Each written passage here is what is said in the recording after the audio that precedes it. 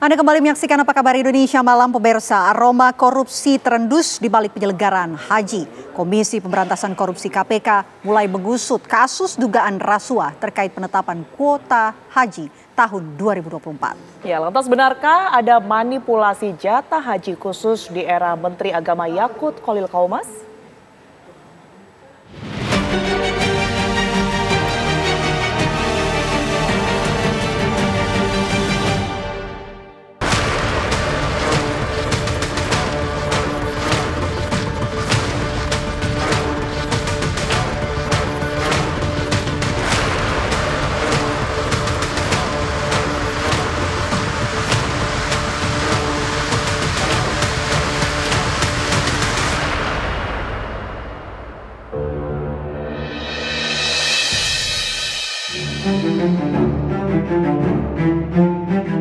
Aroma tak sedap menyeruak di balik sengkarut penyelenggaraan ibadah haji tahun 2024.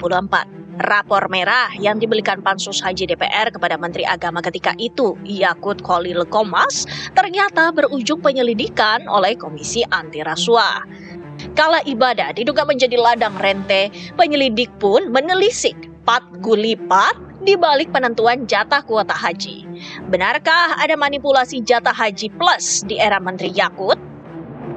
Jadi ada pihak-pihak yang menduga bahwa perkara haji yang diselenggarakan di tahun 2024 lalu itu penuh dengan persoalan. Antara lain adalah yang pertama itu terkait dengan pengalihan kuota.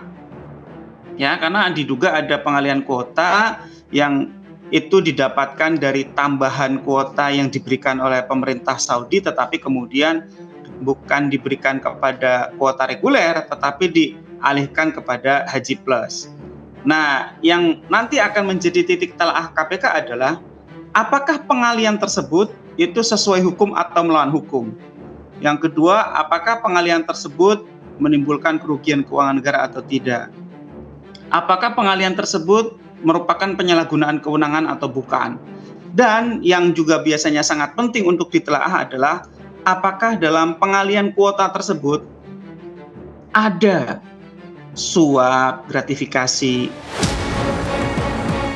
Kasus dugaan korupsi dalam penetapan kuota haji bermula dari temuan Pansus Angket Haji Dewan Perwakilan Rakyat atau DPR. Ketika itu, Pansus menemukan berbagai kejanggalan dalam pelaksanaan haji yang menjadi tanggung jawab Kementerian Agama. Para wakil rakyat menilai Kementerian Agama telah menyalahi aturan dalam pembagian kuota haji tahun 2024.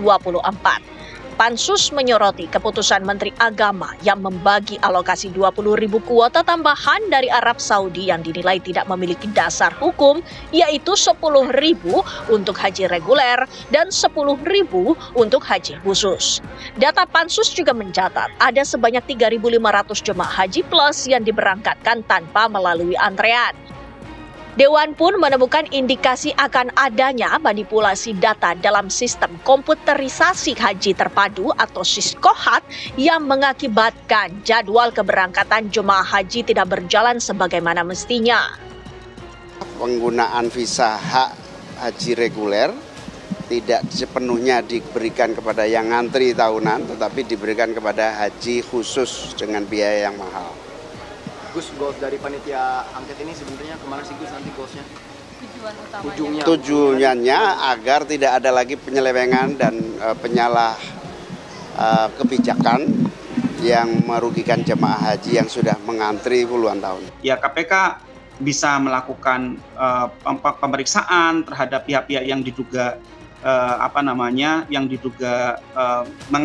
mengetahui tentang pengelolaan ibadah haji di tahun 2023-2024 gitu ya.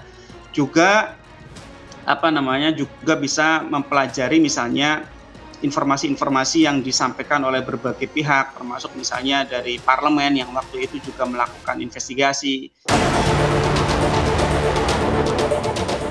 Selain temuan Pansus DPR, KPK juga menerima setidaknya 5 laporan pengaduan masyarakat terkait dugaan permainan kuota haji tahun 2024. Komisi Anti Rasuah menegaskan pihaknya menindaklanjuti laporan tersebut dan akan meminta keterangan pihak-pihak terkait, termasuk mantan Menteri Agama Yakut Khalil Qomas.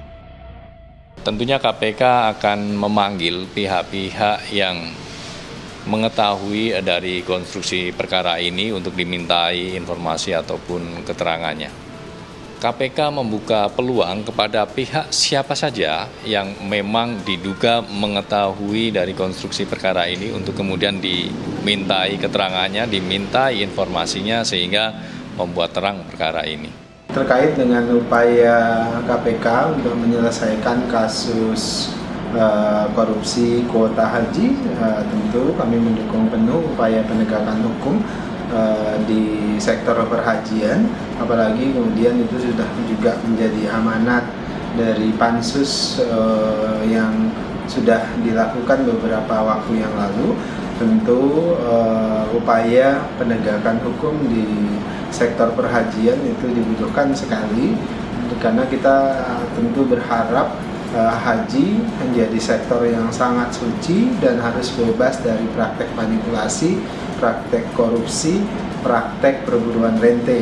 Dan tidak hanya pada korupsi kuota haji, agaknya pada kasus-kasus dugaan korupsi perhajian yang lain, misalnya di sektor kedugaan ada manipulasi atau markup catering misalnya.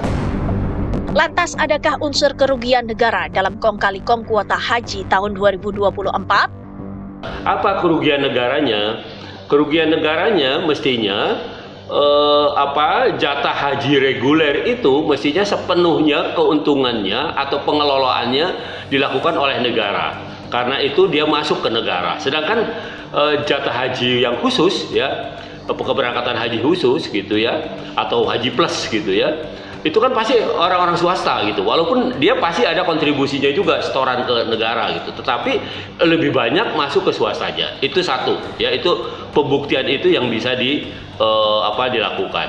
Nah kemudian kan tinggal dilacak ya, kalau istilah lagu Bengawan Solo itu air mengalir sampai jauh. Nah kemana saja itu setoran-setoran dari jemaah